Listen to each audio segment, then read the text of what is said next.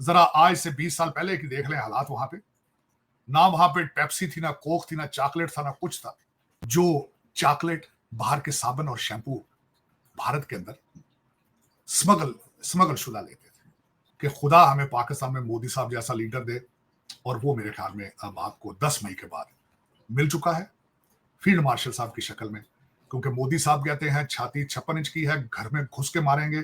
हमारे जो सैयद साहब हैं वो भी कहते हैं कि मैं पाकिस्तान के लिए शहीद होऊंगा, मेरे बच्चे भी मरेंगे पाकिस्तान को डिफेंड करते, मैं खुद भी मरूंगा। तो अब जोड़ बराबर का है। वो कहते हैं अब इनको वो हमारे एक थे जर्नलिस्ट, वो कहते थे अब टक्कर के लोग दोनों साइड, क्योंकि इसके बगैर पहले बैलेंस नहीं था। 20 साल पहले भारत में ना कोक मिलता था, ना चॉकलेट मिलती थी, ना शैम्पू मिलता था। वो सारे सामान बाहर से स्मगल करके आया करता था भारत में। आज वही भारत दुनिया को टक्कर देने की कोशिश कर रहा है। दोस्तों, साजिद तरार का ऐसा कहना है और साथ ही साथ ये भी कहना है कि मोदी को टक्कर देने वाला पाकिस्तान में जन्म ले लिया। उसका नाम है आसिम मुनीर। दोस्तों, साजिद तरार जो कि एक टाइम ऐसा था जो कि मोदी, भारत की काफ़ी ज़्यादा तारीफ़ करते थे। लेकिन ऑपरेशन सिंदूर के बाद से इनका एकाएक पलटी मार लेना दोस्तों बहुत ही अचंभित करता है। आइए दोस्तों उन्हीं की ज़बानी सुन लेते हैं कि उनको अब भारत में कौन-कौन सी अब खामियाँ नज़र आने लगी है। भारत एक डूबता जहाज बन गया है उनके नज़र में। बढ़ते हैं दोस्तों वीडियो की तरफ। आप रशिया को सूट करते हैं आप, उसकी वजह यह है कि आप 1947 में नेहरू जो थे सोशलिस्ट माइंडसेट के थे। आप सोशलिज्म आपने रखा, वहां पे कोई चीज मैन्युफैक्चर नहीं होती थी, आपको पता है। जरा आज से 20 साल पहले की देख लें हालात वहां पे। ना वहां पे पेप्सी थी, ना कोक थी, ना चॉकलेट था, ना कुछ था। ये दुआएं दे मनमोहन सिंह और दूसरे लीडरों को जिन्होंने आके आपको ट्रेड आपको खोला है, आपको दुनिया से कनेक्ट हुए। मेरे कई दोस्त हैं, अभी मेरे कई ऐसे दोस्त हैं जो चॉकलेट, बाहर के साबुन और शैम्पू भारत के अंदर स्मगल स्मगल शुदा लेते थे। एक हाजी मस्तान बहुत मकबूल थे, जो दुबई से लांचों में हर चीज मुंबई में लेके जाते थे और वहां पे चीजें बिकती थी ब्लैक में। तो चीमा साहब, दर हकीकत रशिया के साथ तरफ जाना है आपने, जाएं, राफेल लें, मर्जी आप करें, कमीशनें खाएं, ट्रेड जो मर्जी करें। लेकिन मेरे ख्याल में आप वाइज नहीं चल रहे हैं। आने वाले दिनों में तीनों कंट्रीज, जो तीनों सुपर पावर्स, ट्रेड की तरफ जाएंगे, जंग की तरफ नहीं जाएंगे। आप विश्व गुरु भी बने, आप बिल्कुल मुबारक आपको। आप ऑपरेशन सिंदूर को डबल कर दें, वो भी मुबारक आपको। लेकिन दूसरी दुनिया की डायरेक्शंस कुछ हो गए। चीमा साहब, यही एक बात है कि उनकी फॉरेन पॉलिसी पाकिस्तान पे आके रुक गई, इसीलिए आगे ग्रो नहीं कर पा रहे। इनकी पॉलिसी ये बिल्कुल ठीक थी चीमा साहब, कि पाकिस्तान का नाम नहीं लेना, बड़े बड़े आप हम, तभी तो विश्व गुरु कहते थे ना, वो बड़े बड़े लोगों के, बड़े बड़े कंट्रीज के साथ डील करें, पाकिस्तान बहुत छोटा है। लेकिन अब रुक गई है वहां पे आके। अब दूसरा, उसमें सबसे बड़ी मिसाल मैं बताऊंगा, अब उसमें फंस किस तरह के। अभी तक ये कहते हैं क्रॉस बॉर्डर, अमेरिका का जो जनरल कुरेला है वो पाकिस्तान की तारीफें कर रहा है कि टेररिज्म में ये हमारे साथ है। आपने सैफुल्लाह को इनके हवाले किया, वो कहते हैं हमारे साथ है। टीटीपी का, वो कहते हैं टीटीपी को इस्तेमाल नहीं करने देंगे। बीएलए आपकी प्रॉक्सी है, अब आप किस तरह ऑपरेट करेंगे। कल आपके क्वेटा के अंदर वो जो डॉक्टर काजी साहब पकड़े गए, प्रोफेसर, स्टेटमेंट सुने उनकी कि 32 हमले होने थे पाकिस्तान के अंदर और उन्होंने डायरेक्ट भारत की राह के ऊपर ब्लेम किया। डॉक्टर काजी ने पीएचडी, जो आपके सरकारी स्कॉलरशिप पर पढ़ा। सर सुने, गौर करें, गूगल करके देख लें उसको, यूट्यूब पे देख लें उसके हालात क्या है। अब क्या करेंगे जब अमेरिकन वहां पे आके इन सारी चीजों को रोकेंगे, क्योंकि वहां पे अमेरिकन कंपनियां ना सिर्फ ऑयल ड्रिलिंग करेंगी, रेयर अर्थ मिनरल भी वहां से निकालेंगी। फिर क्या करेंगे आप, कहां जाएंगे। तो दर हकीकत सोचना चाहिए कि what are we doing, long term planning करें, शॉर्ट टर्म ना करें। और कोशिश करें कि सिर्फ 2% भारतीय गुजराती सिर्फ बिलियनर ना हो, दूसरी कौम भी उससे फायदा उठाए, दूसरी कौम भी उससे फायदा उठाए। लोगों को अब देखे, छोटी, मैं अब इस वक्त हो क्या रहा है चीमा साहब, मैं इस वक्त पूरे अरीना में देख क्या रहा हूं। Anti Indian students, anti Indian immigrants, एक कंपेनें चल रही। आपने नोट किया होगा, यहां जो शिकागो के अंदर एक खातून भारतीय निजात पकड़ी गई थी, उसकी वीडियो कितनी वायरल हुई है, देखें जरा। फिर एक हांगकांग के एयरपोर्ट या सिंगापुर एयरपोर्ट पे जो एक बंदा चोरी करते पकड़ा गया, उसका कितना उसका शोर डाला गया। एक नई खबर आ चुकी है कि ऑस्ट्रेलिया के अंदर किस तरीके से स्टूडेंट जो है, उन्होंने $10 मिलियन का गैंग बना के तो लूटते रहे हैं, स्टोरों के अंदर चोरियां करते रहे हैं, बेबी फार्मूला और इस तरह की चीजें। ये ऑस्ट्रेलियन गवर्नमेंट ने सारा कुछ किया। तो क्या आप अफोर्ड कर पाएंगे ये सारी दुनिया को अपने पीछे लगाना? नफरतें ही नफरतें, क्योंकि आपने बुनियाद नफरत की डाली है। आप ये नफरत पे प्रमोट कर रहे हैं। आपकी सियासत में भी नफरत, आपकी इकोनॉमी में भी नफरत, आप तो क्रिकेट में भी नफरत, आपकी स्पोर्ट्स में भी नफरत है। देख लें आप एंटी पाकिस्तान किस तरह करते हैं। हमने वहां मैच खेलना है, उनके साथ नहीं खेलना है, जाना है नहीं जाना है। देखें जरा, तो आपने इतनी नफरत प्रमोट की है, अब वो आपकी नफरत घर वापस आ रही है। अब वो नफरत जो आप पहले एक्सपोर्ट करते रहे हैं, अब इंपोर्ट हो रही है।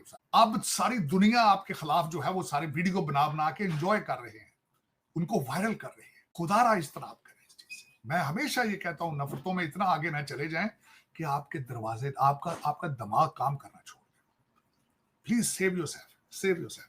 दूसरी मैं ये बात करना चाहूंगा चीमा साहब, मैं हैरान हूं, कहते हैं हमारे जो फील्ड मार्शल सैयद आसम मुनीर साहब ने अगले दिन एक बात की, मैं बल्कि मेंशन करना चाह रहा था। उन्होंने टेम्पा में कहा था, उन्होंने कहा था मैं हिंदू रिलीजन के खिलाफ नहीं हूं, हिंदुत्व के खिलाफ। उन्होंने कहा हमारे पाकिस्तान के अंदर हमारे सिटीजन हिंदू हैं, लेकिन ये सर्टन माइंडसेट जो है, सर्टन जो ये जो एक आइडियोलॉजी है कि जो अगर मुसलमान है उनको घर वापसी होनी चाहिए, अगर मुसलमान शादी करता है तो लव जिहाद कर रहा है, मुसलमान के एक बच्चे से दो बच्चे से ज्यादा है तो ये जिहाद कर रहा है, बच्चे को ज्यादा पैदा कर रहा है, इनकी अजानें बंद करो, ये शोर करते हैं, ये गंदे लोग हैं। एक मुसलसल एक प्रोपेगेंडा, मुसलसल। फिर मैं बार बार ये कहता हूं, ये 25 करोड़ लोगों को एक पॉइंट पे इस पे ना लेके जाओ कि वो बेचारे चौक होना शुरू हो जाए। पाकिस्तान में तो थोड़े से हिंदू थे, वो कभी जाते हैं इंडिया, वापस आ जाते हैं, रहते हैं, चले जाते हैं, उनकी सेहत में तो कोई असर नहीं पाकिस्तानी हो, क्योंकि बहुत थोड़े थे वहां पे। आपके पास तो तादाद ही बहुत ज्यादा है मुसलमानों की, क्या करोगे उनको इतना मारोगे? लेकिन चीमा साहब, इस वक्त मैं समझता हूं कि नए सिस्टम बन रहे हैं। चीमा साहब, कल एक नया लफ्ज निकला है जिसपे मैं बल्कि इस पे बात मजीद नहीं करना चाहूंगा, क्योंकि जो भारत की पॉलिसियां बनाने वाले मुझसे ज्यादा अक्लमंद हैं। Doctor Jaishankar is highly qualified, highly respected. Modi साहब इज वेरी, जो मैं हमेशा कहता रहा हूं कि इज वेरी नेशनलिस्ट। अल्टीमेटली उनको भारत का मुस्तकबिल प्यारा होना चाहिए, होगा, करते हैं वो। हाँ, लेकिन मैं ये खुश हूं, हमेशा ख्वाहिश करता था कि खुदा हमें पाकिस्तान में मोदी साहब जैसा लीडर दे, और वो मेरे ख्याल में अब आपको 10 मई के बाद मिल चुका है, फील्ड मार्शल साहब की शक्ल में। क्योंकि मोदी साहब कहते हैं छाती 56 इंच की है, घर में घुस के मारेंगे। हमारे जो सैयद साहब हैं वो भी कहते हैं कि मैं पाकिस्तान के लिए शहीद होऊंगा, मेरे बच्चे भी मरेंगे पाकिस्तान को डिफेंड करते, मैं खुद भी मरूंगा। तो अब जोड़ बराबर का है। वो कहते हैं अब इनको, वो हमारे एक थे जर्नलिस्ट, वो कहते थे अब टक्कर के लोग दोनों साइड, क्योंकि इसके बगैर पहले बैलेंस नहीं था। तो दोस्तों, सुना आपने, इनको बहुत अच्छी तरह से आप लोग जानते होंगे। इनका नाम है साजिद तरार। ऑपरेशन सिंदूर से पहले भारत की जमकर तारीफ करते थे, प्रधानमंत्री मोदी जी का जमकर तारीफ करते थे, और अभी ऑपरेशन सिंदूर होने के बाद में इनका जो राग है, इनका जो बोलने का तरीका है, वो पूरी तरह से मतलब बदल चुका है, और बदलेगा क्यों नहीं भाई। देखिए, पाकिस्तानी है तो अपने देश के लिए तो भाई देशभक्त होना बहुत ज़रूरी है। मैं इसको गलत नहीं मानता हूँ, मैं इसको सही मानता हूँ, और उन्होंने जो कहा है वो अपने देश के लिए कहा है, बहुत अच्छी बात है। लेकिन इनका ये कहना है कि भारत अकेले पड़ गया है। तो किस एंगल से भारत अकेले पड़ गया है? पूरा अमेरिका क्या हमारे देश के खिलाफ हो चुका है? क्या अमेरिका के नागरिक हमारे देश के खिलाफ हो चुके हैं? नहीं। ये डोनाल्ड ट्रंप का एक पर्सनल ईगो है, जो कि नरेंद्र मोदी जी से उनका क्या ईगो है अब वो खुद जाने। दूसरी बात मैं यहाँ पे करना चाहता हूँ, इन्होंने कहा कि अमेरिका के किसी जगह पे भारतीय स्टूडेंट के लिए और इंडियन के लिए कैंपेन चल रही है। ऑस्ट्रेलिया में कोई गैंग बना था जो कि लगभग $10 मिलियन से भी ज़्यादा, इतना ही शायद इन्होंने कहा, कि कोई इंडियन गैंग है जो कि इस तरह की चोरियां करता था। सिंगापुर या फिर हांगकांग के एयरपोर्ट पे एक इंडियन पकड़ा गया था। तो इनको इंडियन दिखाई दिया है, लेकिन इनके पाकिस्तानी जो कि यूके में जाकर ग्रूमिंग गैंग चलाते हैं, छोटे छोटे बच्चियों को अपने जाल में फंसाते हैं, उनके साथ में गलत काम करते हैं, जो कि यूके में काफ़ी ज़्यादा अभी रोष व्यक्त वहाँ पे हो रहा है। वहाँ के स्थानीय नागरिक काफ़ी ज़्यादा विरोध प्रदर्शन कर रहे हैं, तो उनको ये नहीं दिखेगा।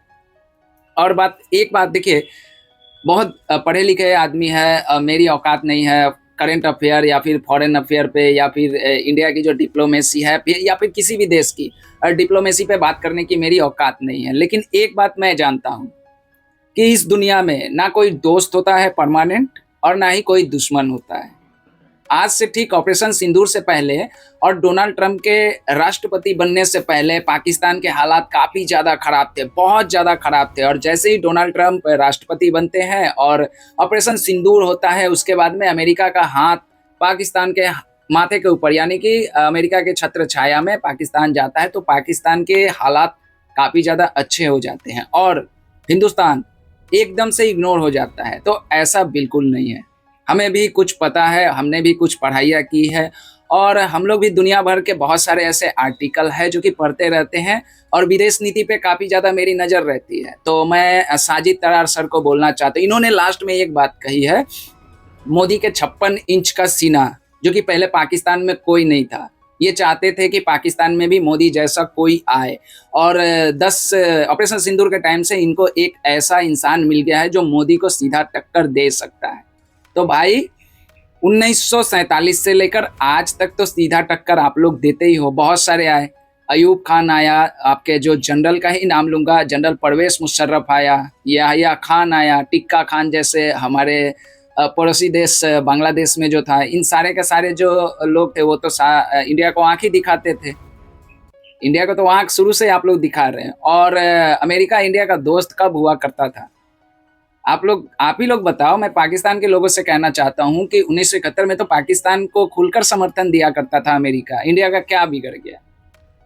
और जहाँ तक मेरी नॉलेज है और जहाँ तक मैं जानता हूँ, ये दुनिया भारत के बिना अधूरा है। क्या अमेरिका चाहेगा कि 140 करोड़ की मार्केट को छोड़कर एक ऐसे देश का समर्थन कर दे वो पूर्ण रूप से, जिसके पास देने के लिए कुछ नहीं? आप लोग देखिए, पाकिस्तान बेशक अमेरिका का एक एलाई रहा है, वो किस लिए रहा है हमें भी पता है। और अभी जो आप लोग बार बार कहते हो कि बलूचिस्तान में अमेरिका इन्वेस्ट करने जा रहा है, तो अमेरिका वो पाकिस्तान के लिए नहीं, वो खुद के लिए जा रहा है। जहाँ जहाँ पे रॉ मटेरियल्स होती है या फिर जहाँ से भी कोई खनिज संपदा की संभावना होती है और उस देश में अगर क्षमता नहीं होती है वो निकालने की या इन्वेस्टमेंट करने की, तो अमेरिका वहाँ पे पहुँच जाता है। आप गल्फ कंट्री के हर जितने भी तेल निकालने वाले देश हैं, आप देखो वहाँ पे अमेरिका बैठा हुआ है। कतर में अमेरिका बैठा है, दुबई, सऊदी अरब, हर जगह अमेरिका बैठा हुआ है। और जो अमेरिका की बातें नहीं मानता है, उसके साथ में कहीं ना कहीं किसी पड़ोसी देश से झमेला लगवा दिया जाता है। जैसे ईरान को देख लो, बहुत सारे ऐसे देश हैं। अमेरिका के पड़ोसी में एक देश है, उनसे भी इनका नहीं बनता है। मैं उस देश का नाम भूल रहा हूँ, गुआना है, और जहाँ के राष्ट्रपति फिडेल कास्ट्रो है, शायद गुआना ही है, ऐसा ही कुछ। दोस्तों क्या कहिएगा, मुझे नहीं समझ में आता है कि एक टाइम था कि साजिद तरार इंडिया के पॉलिसी को लेकर काफ़ी ज़्यादा तारीफ कर रहे थे और इंडिया की डेमोक्रेसी को लेकर भी काफ़ी ज़्यादा तारीफ करते थे, लेकिन आज अचानक इनको भारत के अंदर में इनको सब कुछ दिखने लगा। भारत के अंदर में मुसलमानों को मारा जाता है, मुसलमानों को बच्चे पैदा करने से उनको कोसा जाता है। तो भाई बिल्कुल कोसा जाएगा। आपको एक बात मैं पूछना चाहता हूँ साजिद तरार सर से कि देखिए, आपकी औकात है एक बच्चे पालने की, देश की आबादी इतनी ज़्यादा है, अगर आप एक से दो से नहीं बल्कि डायरेक्ट आप 10-10 बच्चे पैदा करोगे तो आपको तो टोका जाएगा, क्योंकि ये हमारे देश के संसाधनों पे भार होता है। आप लोगों को नहीं समझ में आएगा, क्योंकि पाकिस्तान की बात अलग है, हमारे देश की बात अलग है, तो आप लोग नहीं समझोगे। आपकी आबादी जिस तरह से बढ़ रही है पाकिस्तान में, वो आने वाले 10, 15, 20 साल या अलग उसके मान के चलिए कि 40 साल बाद आप लोगों को पता चलेगा और आप लोग भी ये स्टेप उठाएंगे, क्योंकि हमारे देश में आबादी बहुत ज़्यादा हो चुकी है। 25 करोड़ की आबादी है मुसलमानों की, और जरा इस देश के टैक्स कलेक्शन में इनका कितना योगदान है, जरा आप खुद ही सर्च करके और उसका डाटा, साजिद तरार सर, उसका डाटा आप लोगों को दिखा दीजिए। सब दूध का दूध, पानी का पानी हो जाएगा। क्या कहना है दोस्तों, कमेंट करके जरूर बताइएगा। जय हिंद, जय भारत, जय श्री राम।